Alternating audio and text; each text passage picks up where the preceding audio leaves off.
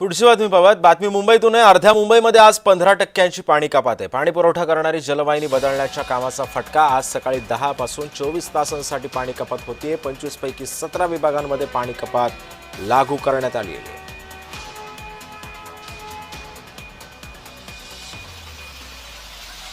त्यामुळे आपण पाहतोय अर्ध्या मुंबईमध्ये आज 15% पाणी कपात आहे। आज सकाळी 10 वाजल्यापासून 15% पाणी कपात असणार आहे। 25 पैकी 17 विभागांमध्ये पाणी कपात लागू करण्यात आलेली आहे।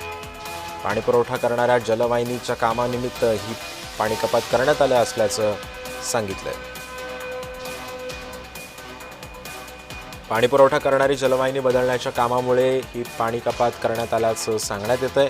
आज सकाळी 10 वाजल्यापासून 24 तासांसाठी ही पाणी कपात असणार आहे। म्हणजे आज सकाळी 10 वाजल्यापासून ते उद्या सकाळी 10 वाजेपर्यंत ही पाणी कपात असणार आहे। 24 तासांचा कालावधी ही जलवाहिनी दुरुस्ती करण्यात लागणार आहे आणि याच पार्श्वभूमीवरती जवळपास